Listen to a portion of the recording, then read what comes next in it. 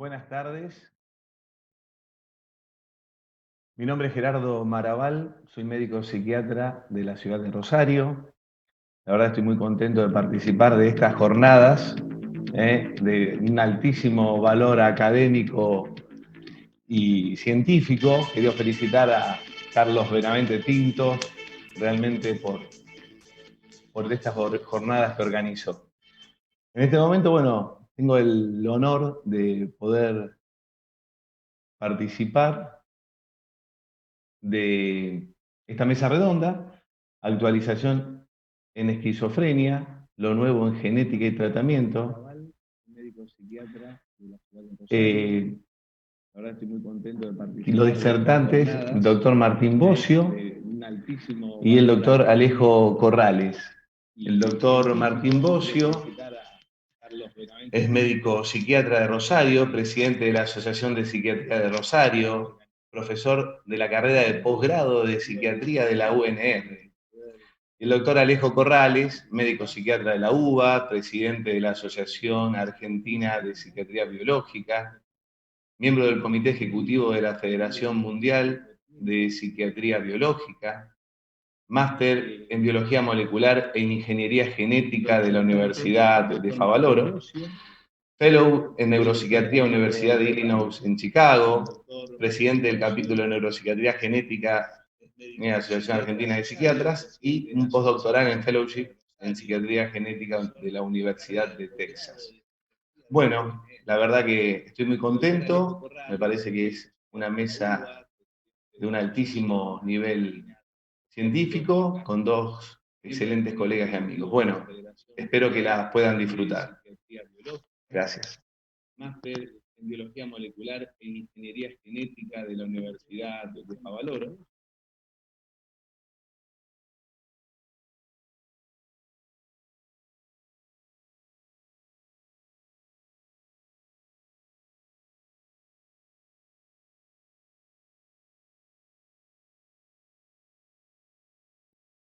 Hola, ¿cómo les va? Buenas tardes. ¿Me escuchan bien ahí? Hola, ¿me escuchan? Hola. Sí, Martín, se te escucha bien. Bueno, no, digo, ¿con quién estoy hablando? No, o sea, no había ninguna señal, nada, digo, uno nunca sabe, viste cómo es esto, Alejo, ¿no? Bueno, che, qué lindo, qué un gusto, la verdad, estar con ustedes, ni hablar que cuando hablábamos con Carlos de estas jornadas y de poder estar allá, bueno, hoy estar acá, la verdad que es entre triste y alegre, estas mezclas de sensaciones, ¿no? Que se dan, pero bueno, de alguna forma o de otra estamos juntos, con Jera, que bueno, que nos conocemos hace tanto, con Alejo, un gran amigo, Carlos, la verdad que bueno, está buenísimo y vamos.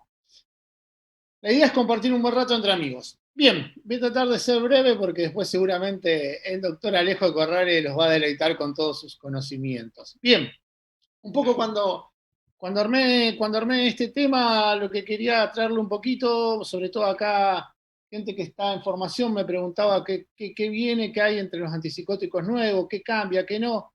Le voy a hacer un pantallazo general para que vayan teniendo una idea. Seguramente después, a la medida que se van usando, van adquiriendo nuevos eventos adversos, no descritos en los trabajos, van adquiriendo nuevas experiencias, nuevas formas de cómo usarlos, pero bueno, vamos a ver qué tenemos y para qué nos pueden servir. Bien, vamos a arrancar. A ver, ahora sí. Pequeño pantallazo sobre la esquizofrenia. Es una enfermedad crónica, devastadora, incapacitante. Todos sabemos los impactos físicos, económicos, sociales que nos causa esta enfermedad. Hoy en día, si bien hay un porcentaje bajo de la población que tiene esquizofrenia, 0,5 a 1% como máximo de la población general tiene esquizofrenia, sabemos que los tratamientos no son fáciles, que los tratamientos son tratamientos crónicos, que nuestros pacientes muchas veces necesitan cambios de los antipsicóticos por muchos motivos. Entonces, bueno, siempre hay que ir buscando nuevas alternativas. Esto obviamente está relacionado con una falta de herencia, las recaídas frecuentes, las rehospitalizaciones. el tema de las rehospitalizaciones con todo lo que implica para el paciente y para la familia. Rehospitalizar un paciente esquizofrénico hoy no es algo banal, sino conlleva un montón de cuestiones. Entonces, cuanto menos nosotros tengamos, cuanto más estable tengamos estos pacientes y cuanto menos rehospitalizaciones, va a ser mucho mejor. Bien. Los síntomas positivos, ustedes saben de la esquizofrenia, como las alucinaciones, los delirios, como así los negativos, el aislamiento social, la falta de energía, la emoción, la motivación. Todo esto va a ir afectando las actividades diarias y requieren tratamiento farmacológico. Sin dudas, desde que salió el primer antipsicótico, que fue la clorpromazina en el año 1951, yo creo que los síntomas positivos en más o en menos fueron controlados, de eso no discutimos, ¿no? Eh, Desde el antipsicótico clásico como el haloperidol, o todos los típicos, los síntomas positivos los controlan muy bien, no vamos a dudarlo. O sea, creo que hoy buscar antipsicóticos que traten los síntomas positivos no va por ahí. Sí, obviamente, cuando sacamos un antipsicótico tiene que tener la misma eficacia que estos tipos de antipsicóticos típicos. El tema de los síntomas negativos ahí creo que es un párrafo aparte y hay otro punto de vista, ¿no? El aislamiento social, la falta de energía, motivación. Bueno, y acá sí, quizás mucho de esto tengamos que seguir trabajando. Y donde vamos a hacer hincapié y donde van a estar puestas todas las miradas en los nuevos antipsicóticos son en los déficits cognitivos, ¿no? Eh, eh, Dice, es una característica típica llevando a discapacidades sociales, laborales y profesionales, ¿no? Todo lo que tiene que ver con cómo el paciente, porque es muy falso sostener que un paciente esquizofrénico después no puede seguir realizando su vida. Eso es, creo que, salvo algunos subtipos de esquizofrenia, como puede ser la efrenia, después el paciente se está estabilizado tranquilamente. Entonces, si nosotros le mejoramos la parte cognitiva, seguramente va a rendir mucho mejor en lo laboral, en lo afectivo y en un montón de cuestiones que tienen que ver con el cotidiano. Yo creo que antes hablar de esto era utópico, ¿no? De la mejoría cognitiva en los pacientes esquizofrénicos. Entonces, fíjense brevemente cómo son todas las esferas, ¿no? Como estas esferas que van rodeando a un paciente esquizofrénico, el laboral, interpersonal, el autocuidado. Qué sé yo, esto traído y decía, ¿qué está haciendo con Kreperin? No, fíjense que es algo nuevo lo de los síntomas cognitivos. Ya Kreperin, Breyer, todos hablaban, ¿no? Del deterioro cognitivo como una característica de la enfermedad. Entonces dice uno, ¿por qué pasaron tantos años y recién hoy estamos trabajando en los síntomas cognitivos? Y bueno, yo creo que porque en un primer momento fue difícil trabajar sobre estos dos, sobre los síntomas positivos y los negativos, ¿no? ¿Cuál es la importancia que van a tener los déficits cognitivos? Fíjense esto, ¿no? Cuando hablamos de cambios antipsicóticos, o sea, como yo le decía, muchas veces si ustedes ven la historia de un paciente esquizofrénico, se ponen a repasar su historia clínica, si son pacientes que están internados muchas veces, ustedes van a, yo, bueno, tuve la suerte, siempre digo, de formarme en un monovalente con una cantidad de 500 pacientes, había una alta tasa de pacientes con esquizofrenia, ¿no? Entonces, me gustaba mucho revisar las carpetas, muchos habían entrado 30 años atrás, y miraba a ver con qué habían sido medicados, con qué no, cómo iba variando la medicación de estos pacientes, y siempre se fue variando, ¿no? En la medicación de los pacientes esquizofrénicos. Entonces decía, bueno, pero ¿cuál era el motivo por el cual se variaba y por qué había que cambiarlo? Y fíjense esto donde yo marco, uno de los tantos tiene que ver con los motivos con la tolerabilidad, ¿no? Y fíjense el tema de los problemas cognitivos persistentes, ¿no? Como lo marca la revista española de psiquiatría. Entonces, bueno, acá es donde van los nuevos antipsicóticos. Esto es un poquito unos tips de la clínica Mayo, cómo hacer los cambios de antipsicóticos. No viene al tema, así que esto lo voy a pasar. Pero bueno, entonces, vamos a hablar de los nuevos antipsicóticos, una vez hecha esta pequeña introducción, los cuales fueron aprobados por la FDA ya desde hace 4 o 5 añitos. Todavía en Argentina están por salir, ya va a venir, creo que ya, si no me equivoco, el brexpiprazol y la cariprazina están en la puerta, que van a ser el brexpiprazol, la cariprazina y la pimavanserin. Son 3 antipsicóticos, los cuales yo brevemente les voy a hacer una primera introducción y un pantallazo en qué consisten su metodología de acción y cuáles son sus targets, ¿no? Bueno, vamos con el brexpiprazole. Hasta ahora todo bien, dicen los artículos, ¿no? Hasta ahora, este fue un artículo muy lindo de los mejores que tengo, que obviamente me lo alcanzó el doctor Alejo Corrales, porque había muchos, pero este me encantó porque lo describe muy bien, nobleza obliga, que habla del brexpiprazole. Se lo recomiendo, acá tienen este artículo, lo describe muy bien, fueron los trabajos que se hicieron ante el lanzamiento del brexpiprazole. Bueno, las presentaciones del brexpiprazole, fíjense, el nombre comercial es el Rexulti. Fíjense que vienen de 0,25, 0,5, 1, 2, 3 y 4 miligramos. Después yo les voy a mostrar algunas dosis, cuáles fueron más efectivas, según los trabajos. Y fíjense esto, es más que interesante. Dice, es un antagonista de los receptores 5HT2B, 1A, 2A y 5,7. Bien. Y es un agonista parcial 5HT1A. Ustedes saben que la atipicidad a un antipsicótico se le da el antagonismo 5HT2B, ¿no?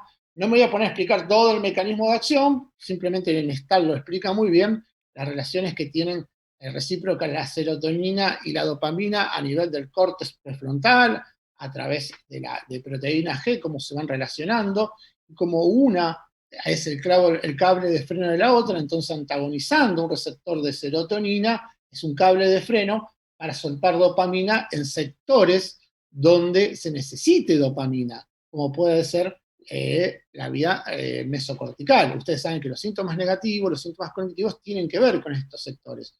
Córtex prefrontal también es un lugar donde hay escasez de dopamina y obviamente, o sea, nos estamos acercando a esta serie de antipsicóticos donde lo que dicen cuando nos presentaron en aquel momento el aripiprazol, decían esto de los antipsicóticos inteligentes, ¿no? Porque decían, bueno, estos antipsicóticos van a dar dopamina donde falte y van a antagonizar la dopamina donde sobre, ¿no? Después vimos que no era tan así este balance, pero bueno, se acercan bastante.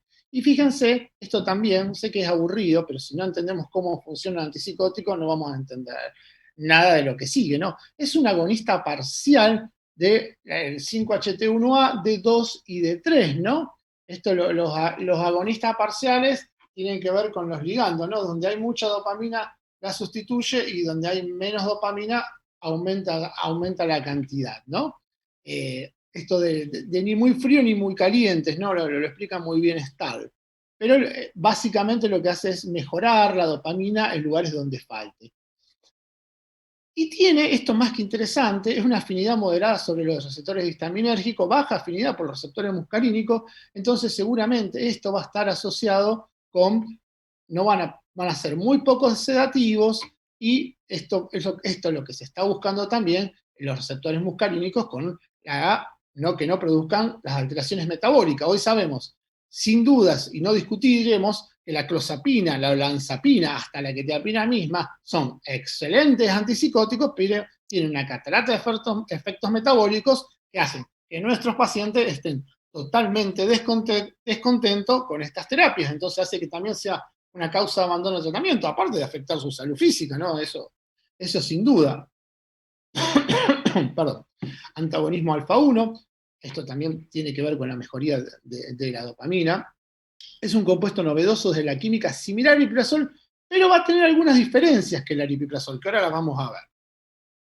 Entonces acá le hago parcial, esto si quieren tomarlo de pantalla es lindo, porque después es difícil acordar. Entonces un agonista parcial de 2, de 3 y 5HT1A. Fíjense que actúa sobre los receptores de 3. Esto, los D3 también tienen que ver con la mejoría cognitiva en los pacientes, al igual que el agonismo parcial 5HT1A. ¿Estamos? El agonismo parcial, para que ustedes entiendan, no llegan a ser tan agonistas como uno que es en forma parcial. Por eso es esto que son fríos calientes. Depende de la cantidad de dopamina, va a ejercer su efecto en el ligando. Después vamos a dar lugar a las preguntas, a lo último. Bien, después tiene un antagonismo alfa, alfa 1, alfa B, alfa 2. Esto es bastante interesante, también por el aumento en el córtex de dopamina, de serotonina. Y el antagonismo de receptores 2A, esto tiene que ver obviamente con el efecto antipsicótico. Sabemos que hoy los atípicos, una de las características es el antagonismo 5HT2A.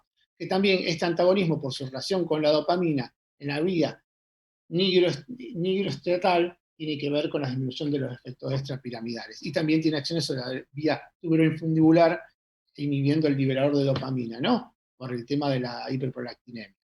Perdón si voy rápido, pero es que tiene que ver al doctor Corrales y estarán todos muy impacientes. Acá lo estoy viendo. Al doctor Corrales preparado en la gatera para salir con todo.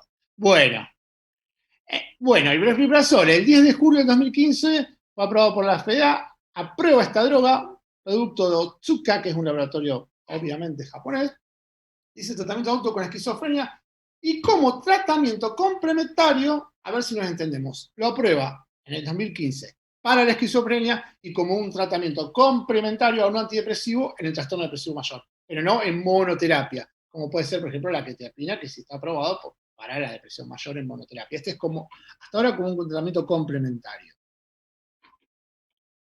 Dice, el brexpiprazol es una buena opción si se tiene en cuenta estos aspectos. La elección requiere considerar el equilibrio entre la activación y los efectos sedantes, adversos, la tensión, los riesgos. O sea, un poco lo que yo les venía explicando. ¿Qué buscamos nosotros en un antipsicótico? Disminuir efectos cardiovasculares, que no produzca efectos extrapiramidales, que nos mantenga a los pacientes atentos, que no estén sedados. Bueno, es los equilibrios, es lo que se viene, muchachos. Hay que optimizar la salud física, así como el funcionamiento social. Un poco es como les vengo haciendo en introducción. Hay necesidad de que los antipsicóticos sean mejor tolerados con impactos mínimos endocrinos y cardiovasculares, ¿no? Esto es lo más importante a lo que apuntamos y a lo que buscamos. El mecanismo de acción, como le dije, era este agonismo parcial de 2, y el agonismo 5-HT1A, que va a mejorar las funciones en la memoria, así como el rendimiento cognitivo en pacientes con esquizofrenia. Por estos mecanismos va a actuar sobre lo cognitivo, que no lo hacen otros antipsicóticos, porque no tiene acción agonista sobre el receptor 5-HT1A.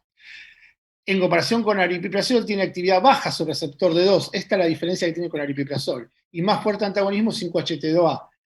Esta acción, esta actividad baja sobre el receptor de 2 y más fuerte sobre el antagonismo 5-HT2A, teóricamente tiene que producir menos efectos extrapiramidales que el aripiprazol. Ustedes saben que dentro de los atípicos, el más típico, el atípico, es la risperidona, pero ahí segundo viene el aripiprazol con su generación de efectos adversos extrapiramidales. Y lo que sí está muy bueno, que tiene una afinidad sobre el transportador de norepinefrina. Esto tiene que ver también con su efecto antidepresivo, que por eso es que yo les decía que también está aprobado con otro antidepresivo como un coayudante en la depresión mayor. También fíjense que actúa sobre el NMDA, esto tiene acción sobre las funciones cognitivas, se metaboliza principalmente por el 2 isoenzima de la 450, 3A4, 2D6. Esto, bueno, hay que tener cuidado con interacción con otros antipsicóticos, como puede ser el piprazol, quetiapina, que se metabolizan también por la 3A4. Tiene una larga vida media, sin metabolitos activos. No se ve afectada de manera significativa por la edad, sexo, insuficiencia renal y insuficiencia hepática. Fíjense que por todo lo que estamos hablando, tiene un perfil bastante bueno y aceptable. El ensayo clínico, uno de los mejores y por el cual yo voy a probarlo, es el ensayo clínico Vector, se lo recomiendo, evaluó eficacia, tolerabilidad y seguridad. Duró 6 semanas, estas fueron unas críticas, quizás no fue muy largo, pero en general los antipsicóticos no duran más de 6 semanas. En 35 centros, pacientes con diagnóstico de esquizofrenia entre 18 y 65 años, los pacientes fueron asignados aleatoriamente 0,25, 2 y 4 miligramos de brexpiprazol. Las escalas que se usaron para ver si este antipsicótico era eficaz en la esquizofrenia, obviamente fue la escala PANSS para síntomas negativos y positivos de la esquizofrenia, y la escala de impresión clínica global. Bien. La limitación es lo que se critica al estudio fue que la duración fue relativamente corta, como les dije, de 6 semanas, y obviamente lo que tiene es una falta de un comparador activo. O sea, ustedes saben que para que un estudio sea, decir, bueno, pucha, este estudio fue serio, tienen que ser 3 ramas. En este, por ejemplo, estudio, si lo hubiéramos sumado, por ejemplo, risperidona, 4 miligramos, ahí diríamos, bueno, a ver, pucha, ¿es eficaz o no es eficaz? ¿Es más eficaz que la risperidona 4 miligramos? Lo cual sabemos que la risperidona 4 miligramos es muy eficaz sobre los síntomas positivos de la esquizofrenia. Pero bueno, no tuvo un comparador activo. Dentro de los efectos adversos, la incidencia fue menor que el placebo. La acaticia se informó con mayor frecuencia en los grupos de 2 a 4 miligramos, o sea que a mayor dosis aparecía acaticia, ¿no? Estos efectos subjetivos y objetivos que tiene el paciente, lo cual son bastante molestos y que no aparecen al principio, sino a las semanas. Inquietud, insomnio y ansiedad también fueron en forma leve, pero siempre se marcó el tema de la acaticia. Los efectos adversos emergentes, no hubo muerto durante el estudio, esto fue un buen dato. Aumento de peso leve, se recibieron 2 a 4, o sea que el aumento de peso tampoco fue un problema. No hubo aumento del colesterol, un aumento mínimo de glucosa y no hubo cambios significativos en el intervalo QT. Esto fue excelente en cuanto al perfil que nosotros buscamos de este antipsicótico, ¿no? En cuanto a lo cardiovascular, lo endocrinológico, etcétera, etcétera. Conclusión, brexpiprazole 4 miligramos es un eficaz y bien tolerado tratamiento en pacientes adultos con esquizofrenia. Tenemos, muchachos, gente, chicos, chicas, una buena alternativa cuando salga para los pacientes con esquizofrenia. Dosis de 1 a 2 miligramos mostraron menos cambios en distintas escalas que dosis de 4 miligramos. Vamos, entonces las dosis de 4 miligramos fueron las más eficaces. Otros estudios, que no fueron como el Vector, hablaron de un aumento de peso, un moderado, menos cambios en el QT, y no se estudió en niños y adolescentes, pero en general es bueno la objetivo.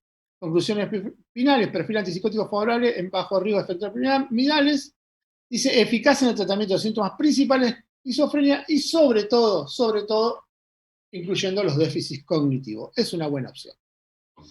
Bien, vamos a pasar al antipsicótico, van a ser 3, y vamos a hablar, tengo que terminar a las 15 horas, creo que vengo bien, de la cariprazina. Bien, cariprazina. En septiembre del 2015, la FDA lo aprobó para el uso y el tratamiento de la esquizofrenia en el trastorno bipolar 1. Lo habrán escuchado nombrar. El doctor Vázquez habló muy bien otra vez de la cariprazina. Él ha hecho estudios con cariprazina. Creo que después va a estar, así que les recomiendo que lo escuchen porque va a hablar de esto. Es más que interesante. Dice, es un nuevo ligando al receptor de dopamina desarrollado para el tratamiento de esquizofrenia y de los trastornos bipolares.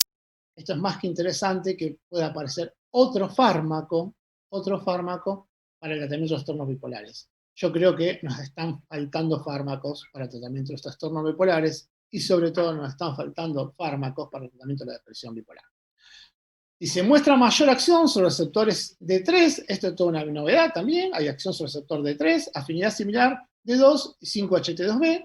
En desacuerdo con otros atípicos, su afinidad por 5-HT1A, 2A y histaminológico es modesto. Fíjese que tiene menor actividad de la que iba a tener el brexpiprazole sobre el receptor 5-HT1A y 2A. ¿No? Acá su acción principal es sobre el 2B y el D2 y el 5-HT2B. Se comporta como un agonista parcial y antagonista de 2D3. Acá también vamos a esto, ¿no? Sería otro primo hermano del brexpiprazole, el brexpiprazole, ¿no? Esto de los moduladores de los sistemas dopaminérgicos, ¿no? La idea es bastante parecida a lo otro, ¿no? Donde falta dopamina, agregamos, como puede ser en los sistemas mesocorticales, y donde hay mucha dopamina generando, como por ejemplo el sistema mesolímbico, síntomas alucinatorios, delirios, la antagoniza. También tiene acciones sobre la nigroestatal, tubulín fundal, los lugares donde existe la dopamina. Bien, agonista parcial de receptor D2, D3 y 5-HT1A, ¿cierto? Esto va a tener que ver con los síntomas cognitivos, con síntomas antidepresivos, y síntomas también antimaníacos y en la psicosis. Y fíjense esto, antagonista con afinidad moderada baja sobre H1, acá va a tener un mejor perfil sobre la sedación, sobre el aumento de pesos, esto no lo va a producir, y antagonista de receptores 5-HT2B y 5-HT2A, o sea, ustedes saben que el receptor 5-HT2A es lo que más atípico hace un antipsicótico, ¿no? Y tiene que ver con el efecto antipsicótico por su relación inversa con la dopamina a nivel del córtex prefrontal. Bien, vuelvo a reiterar, no tiene acción y es muy baja sobre el receptor histaminérgico y 5-HT2C, ¿no? Entonces esto no nos va a traer problemas a lo que es sedativo, problemas de aumento de peso, etc. Cariprazina dice, en teoría del bloqueo de los receptores D3 podría tener numerosos efectos procognitivos en numerosos modelos animales. Acá lo que está diciendo los autores y los investigadores es que el bloqueo de estos receptores van a ser los D3 los que nos van a dar los efectos procognitivos. Dice, se comporta como una agonista parcial leve que bajo algunas circunstancias, esto tiene que ver, si el agonista es completo, este va a contrarrestar los efectos del agonista, ¿no? Este agonismo de 2D3 es menos marcado en comparación con el aripiprazol. También es menor el agonismo del aripiprazol, esto pareció al brexpiprazole. Efecto de la transmisión de dopamina depende del estado funcional de las neuronas dopaminérgicas. Esto es lo que le vengo hablando hace rato. el bloqueo 5-HT2B tiene influencias anímicas y cognitivas. No, este antagonismo 5-HT2B que presenta la cariprazina va a tener actividades anímicas y cognitivas, por eso va a ser un muy buen antipsicótico para el trastorno bipolar y para los problemas cognitivos de la esquizofrenia, y sin duda también sobre los problemas cognitivos de los trastornos anímicos, más allá que cuando uno equilibra anímicamente al paciente, esos problemas cognitivos disminuyen. Otros dicen que no. Bien, esto lo tomé del doctor Vázquez, ¿no? El agonista parcial de 2,5-HT1A, como agonista parcial, cariprazine puede actuar a nivel de receptores como agonista, como antagonista, dependiendo, esto es lo que le vengo diciendo, dependiendo de las concentraciones del neurotransmisor central de dopamina y serotonina en un momento determinado, ¿no? Dice, ante una actividad elevada, actúa como un antagonista. A una actividad disminuida hace su acción como agonista, ¿no? Es más que interesante el mecanismo de acción, lo que llaman los antipsicóticos inteligentes, moduladores de la dopamina, etcétera, etcétera. Para entender bien cómo funciona esto, yo a los residentes, sobre todo, les recomiendo leer Farmacología Esencial de Stahl. Es un libro bastante grandote, pero es la única manera de entender todos estos mecanismos de acción y cómo es el funcionamiento. Si no, les va a ser bastante difícil. Farmacocinética y metabolismo. Se metaboliza en el hígado, 2 metabolitos activos, el otro no lo tenía, disdemetil, desmetil, cariprazin. Las dosis son entre 1,5 a 12 miligramos. Ahora vamos a ver para cada psicopatología que tenemos que usar. La vida media de la actividad de la droga combinada se estima en una semana y es de 30 horas aproximadamente. O sea que para llegar a un nivel plasmático tenemos que esperar una semana.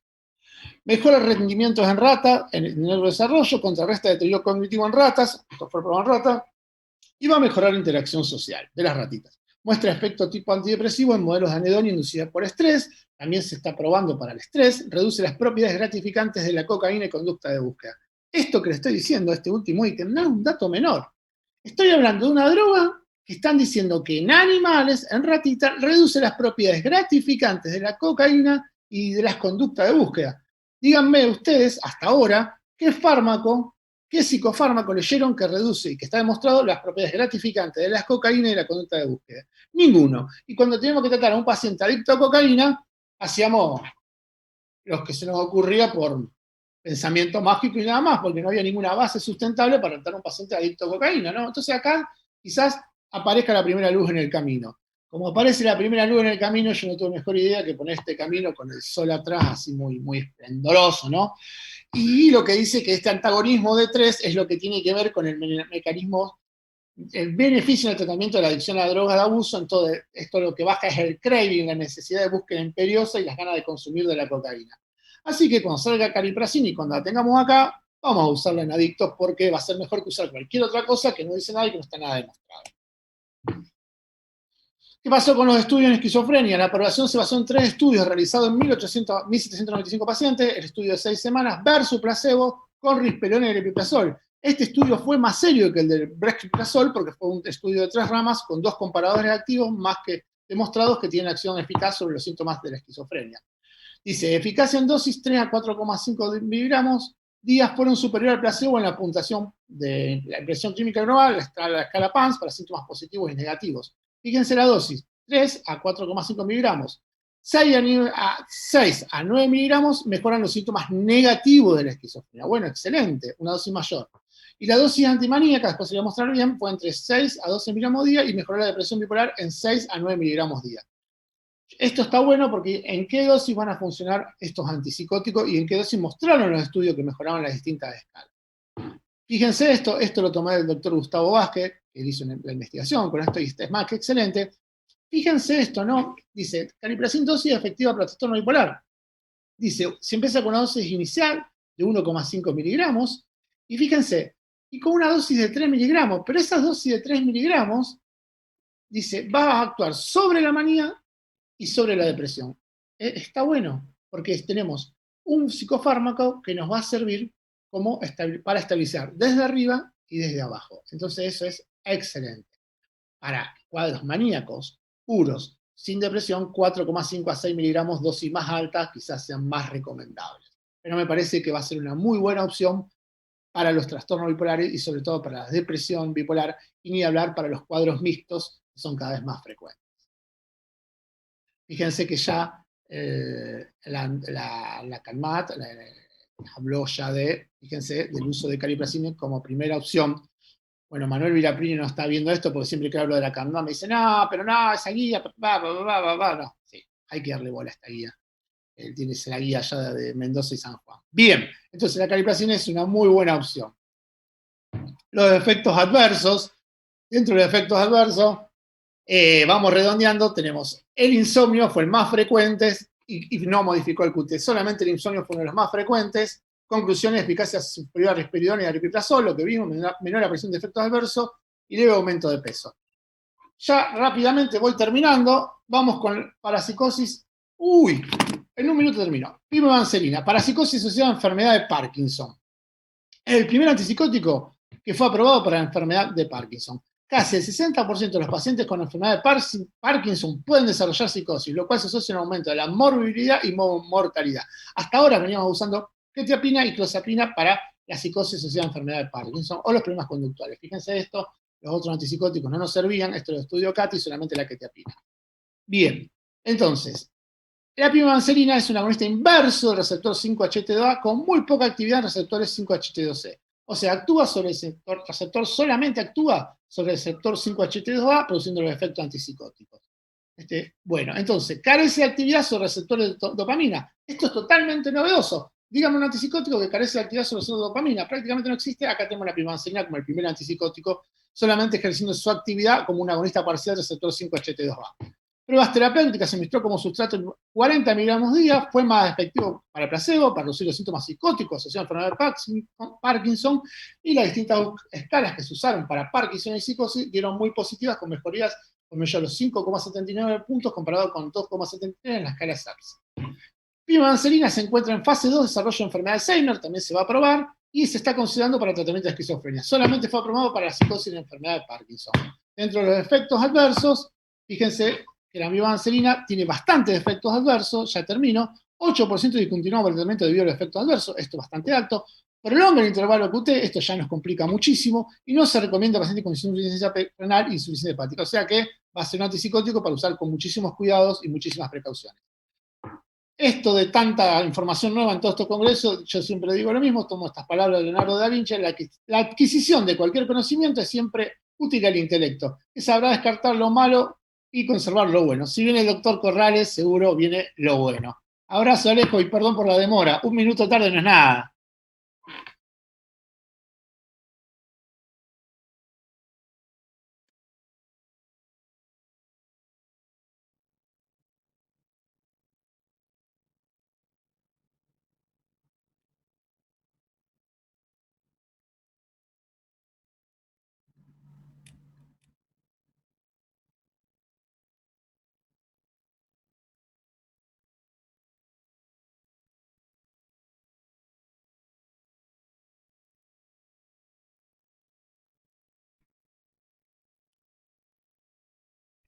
Bueno, buenas tardes. No sé si se ve la presentación. Bueno, muchas gracias por la invitación a estas jornadas. Vamos a hablar un poco sobre... Muchas gracias, Martín. Muchas gracias, Gera, por la presentación.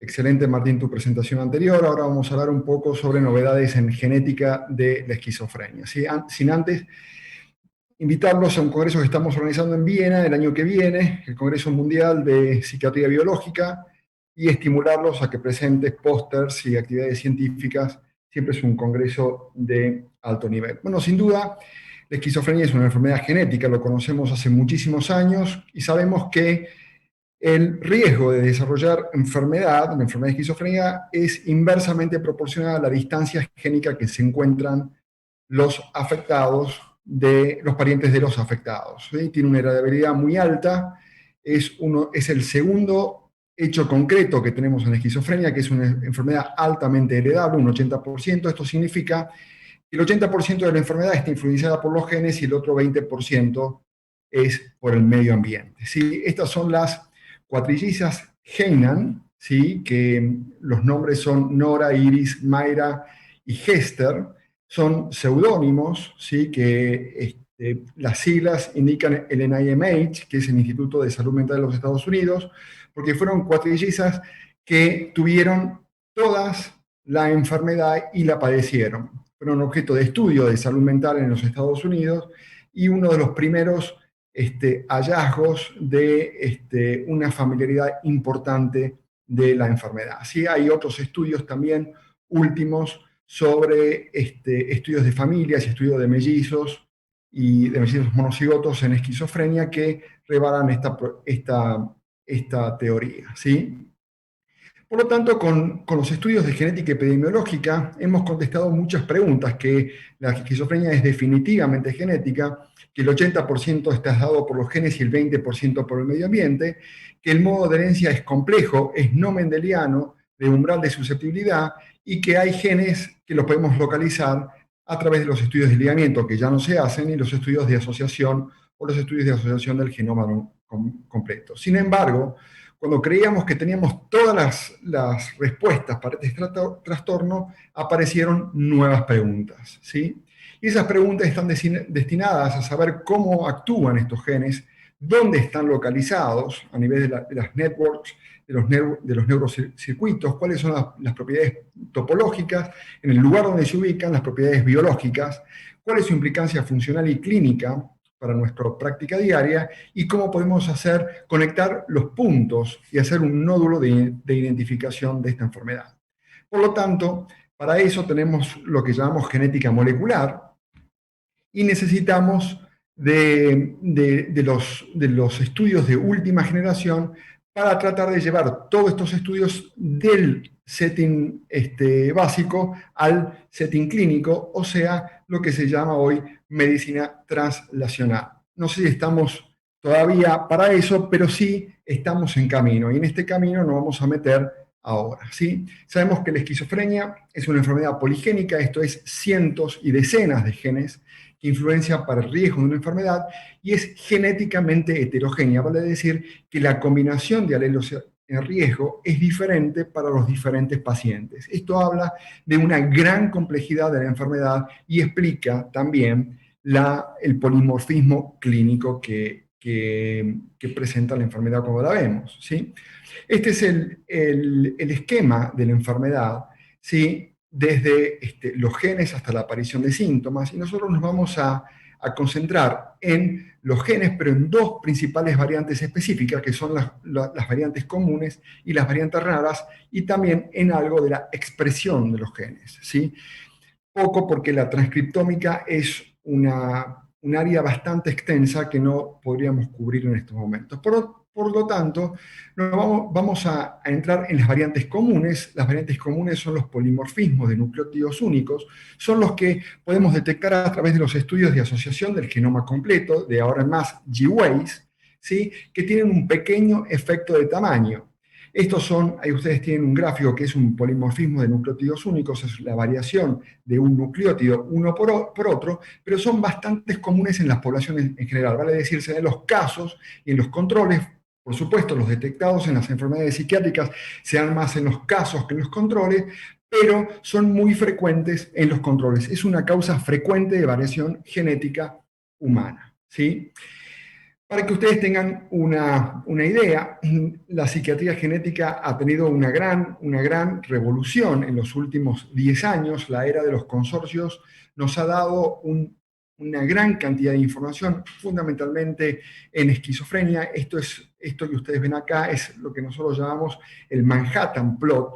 Los Manhattan Plot son los que nos muestran todas las señales de ligamiento que llegan a un umbral de significación, ¿sí? Cuando pasan ese umbral, esa línea que ustedes pueden ver hacia abajo, es que tiene un umbral de una asociación significativa con la enfermedad.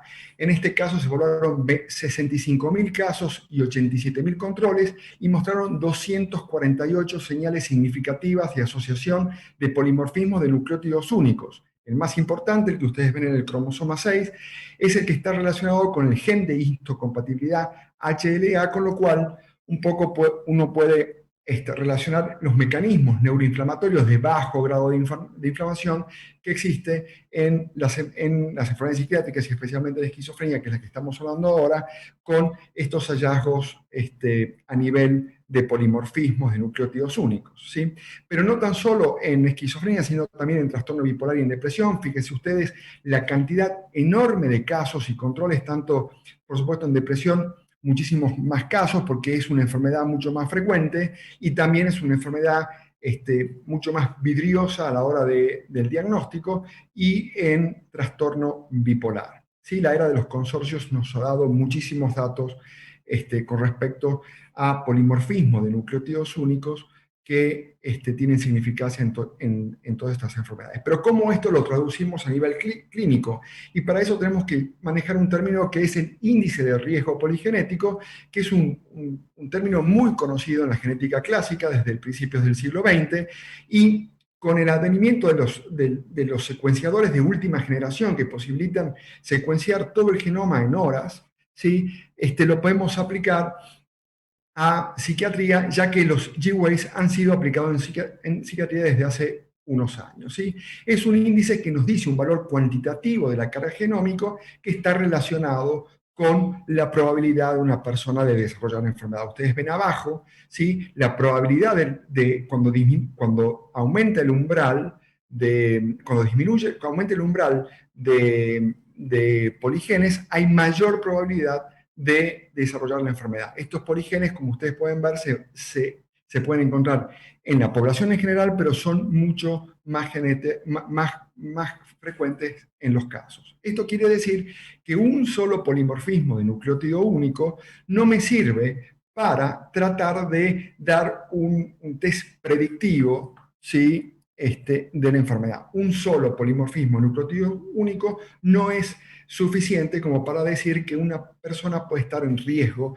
de desarrollar la enfermedad. Pero sin embargo, yo evalúo cientos de miles de nucleótidos, de polimorfismo de nucleótidos únicos, pueden significar en un 30% en la variancia para desarrollar la enfermedad. Por lo tanto, uno podría usar estos en un futuro estos polimorfismos de nucleótidos únicos para predecir ciertas poblaciones que pueden estar en riesgo, ¿sí? Este índice, el índice de riesgo poligenético, me sirve actualmente para diferenciar casos y controles, para informar a los investigadores sobre biomarcadores y endofenotipos, proveer información sobre correlación fenotípica, pero no informan sobre estado de enfermedad ni hacen diagnóstico, no ayudan para test genómicos estándar y no sustituyen a la historia familiar en la evaluación clínica, ¿sí? ¿Cuáles han sido los genes que se han identificado aquí? Genes que tienen que ver con la diana del tratamiento, con el receptor dopaminérgico, con el sistema glutamatérgico, con las vías de señalización de los canales iónicos, con la función sináptica y con las vías inmunológicas, ¿sí? Pero sin embargo, todos estos genes no tan solo se dan en esquizofrenia, y sabemos que los 5 trastornos psiquiátricos mayores comparten una similitud en el pool de genes a través de lo que podemos conocer de los polimorfismos de nucleótidos únicos, de los resultados de los G-Waves, ¿sí?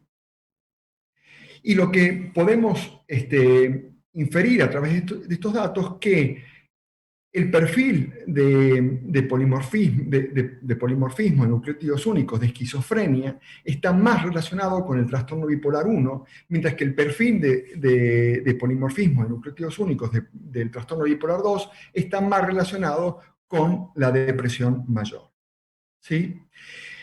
Todavía no nos vamos a entrar en las variantes más raras, vamos a quedarnos un tiempo más en las variantes comunes, como los polimorfismos de nucleótidos únicos, y vamos a hablar de aquellas variantes de polimorfismo de nucleótidos únicos que no se ubican ni en los exones ni en los promotores de los genes de riesgo, sino que se ubican a nivel de secuencias no codificantes, ya que estos han sido muy frecuentemente reportados en los estudios de asociación del genoma completo. Para eso tenemos que entender que la cromatina tiene una dimensión tridimensional, y esta dimensión tridimensional está relacionada con la expresión genética, y alguna variación de un polimorfismo de nucleótido único que se encuentra a una distancia molecular considerable de ese gen diana puede interferir en la regulación y en la expresividad de ese gen, a manera de, por ejemplo, aumentador o inhibidor de la expresión genética, y va a haber mayor o menor cantidad de proteínas, ¿sí? Esto está muy relacionado con el tipo de célula, con el lugar donde se ubica la célula y en el tiempo donde se va a expresar este gen. El tiempo es fundamental para nuestra especialidad, y sabemos que ciertas noxas, ciertos traumas que van ocurriendo a través del neurodesarrollo van a interferir especialmente sobre la expresividad de estos genes y cómo se expresan a través de de estas proteínas y de estos polimorfismos de nucleótidos únicos que aumentan o inhiben la producción de estos genes. Uno de los más estudiados, y que lo publicó Panos hace unos cuantos años, es una variante nucleótida única que activa, que aumenta o disminuye la transcripción de CAGNAC1, que es un gen que está asociado con una proteína que interviene en los canales de calcio. Ahora vamos a entrar en las variantes más raras, que son de gran interés actualmente en la psiquiatría, y vamos a hablar de las variaciones en el número de copias, que son secuencias que se ganan o se pierden, que se deletan o se insertan o se duplican en el genoma humano. Es una causa de variación genética humana, es menos frecuente que los nucleótidos, de los nucleótidos únicos, y se han detectado varias variantes de estas variantes, varias de lesiones y duplicaciones, desde el síndrome de Di-Giorgi en el cromosoma 22, que ha sido que el 25% de los pacientes que tienen esta variación presenta esquizofrenia, o la translocación recíproca entre el cromosoma 1 y el cromosoma 11, donde no tan solo ha sido relacionado con esquizofrenia, sino con otros trastornos psiquiátricos como trastorno bipolar, depresión, etc., o neurexina 1, que se produce una delección a nivel del cromosoma 2, que también ha sido relacionado con esquizofrenia. Lo interesante de esto es que estas variaciones del número de copias que se han detectado en esquizofrenia también se han detectado en trastornos del espectro autista y en mental disabilities, en debilidad mental. Vale decir que las patologías del neurodesarrollo y la esquizofrenia comparten estas variaciones del número de copias en estos genes que ustedes pueden ver ahora en pantalla, ¿sí? Lo novedoso en esto son las variaciones de novo, vale decir, estas mutaciones que se producen en otras generaciones y que no se ubican en generaciones anteriores, lo que llamamos de novo mutation, ¿sí?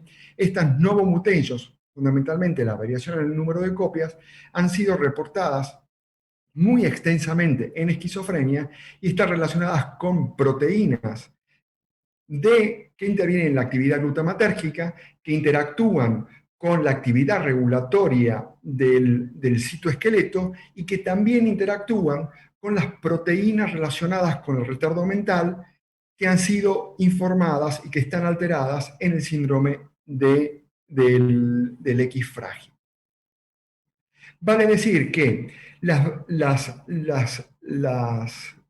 variantes comunes, los polimorfismos de nucleótidos únicos que ustedes pueden ver para un lado de la pantalla, se superponen entre los 5 trastornos mayores en psiquiatría. Sin embargo, las variantes en el número de copias se superponen mucho entre los trastornos del neurodesarrollo y la esquizofrenia, no así con trastorno bipolar. Esto nos habla de un pleitropismo de los genes, vale decir, un gen que puede codificar o puede influenciar varios rasgos, caracteres o enfermedades. Y por otro lado, que hay una coexpresividad, tanto en las variantes en el número de copias como los polimorfismos de nucleótidos únicos.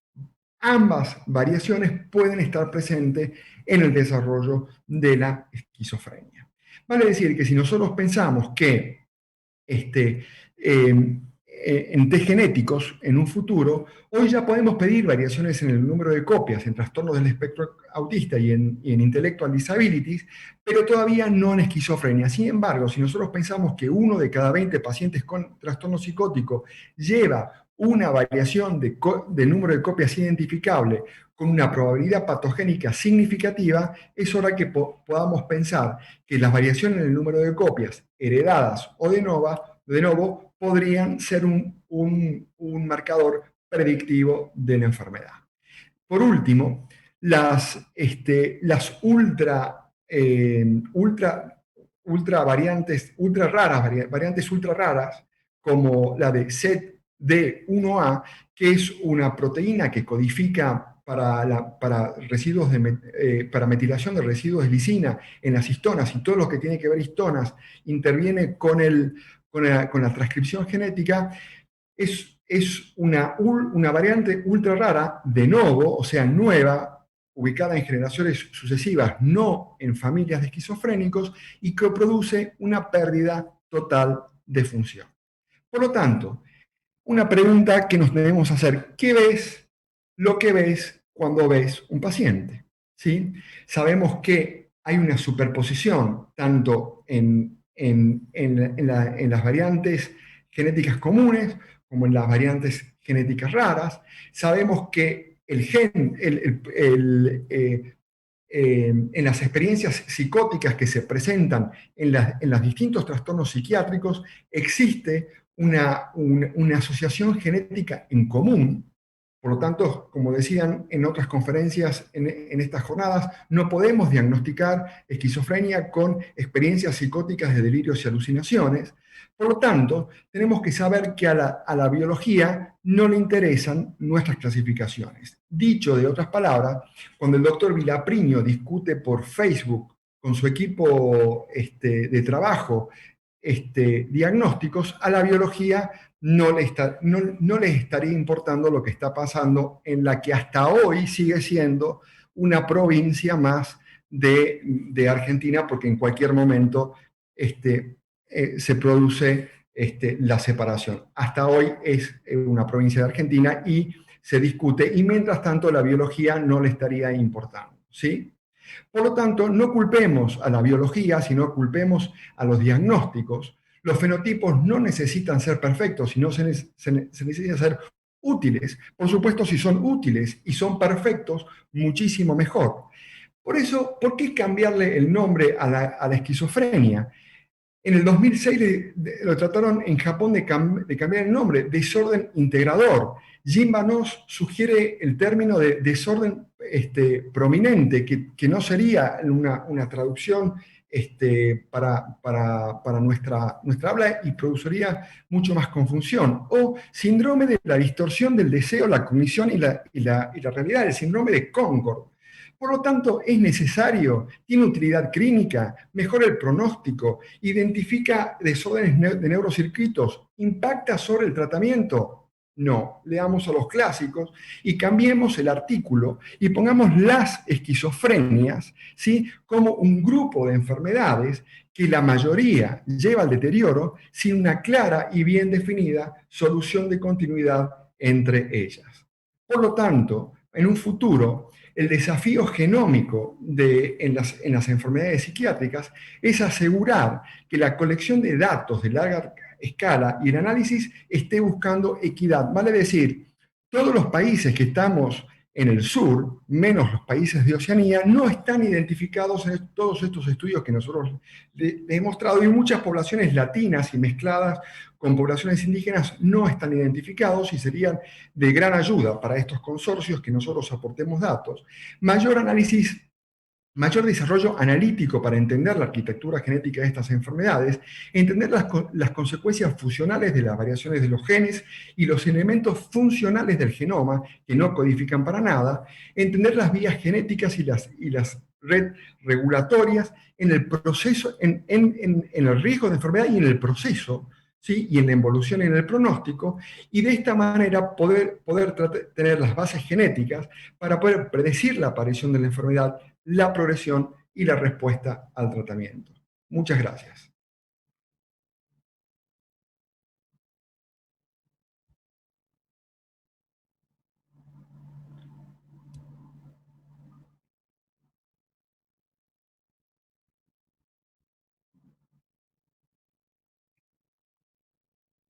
Acá no sé si hay preguntas, Alejo. Primero, felicitaciones por la presentación. Muchas gracias. No sé si hay preguntas, si Gera la quiere leer. No, más que nada la doctora Mónica Ferrari, por ejemplo, muy claro Alejo, es un tema tan complejo, excelente, saludos, muy interesados también, Martín, por tu disertación, la importancia de la pimavanserina, dicen qué bueno porque van en aumento los cuadros psicóticos en Parkinson. Bueno, más que nada, saludos a ambos, muy conformes por lo que veo en el chat, con sus disertaciones. La verdad que yo también aprovecho a felicitarlos a ambos, estuvieron muy bien, muy claros, temas interesantísimos. Así Bueno, que, gracias, bueno, Gera. Así que felicitaciones. no hay preguntas. No hay preguntas, así que bueno, damos cierre, si les parece, a esta mesa redonda. Bueno, Y bueno, damos curso a las jornadas, a lo que sigue. bueno, muchas gracias a todos. Un gusto, Gera, Alejo. Nos estaremos viendo Muchas pronto, gracias. espero. Sí, esperemos. Esperemos. Un gustazo. Abrazo. Abrazo.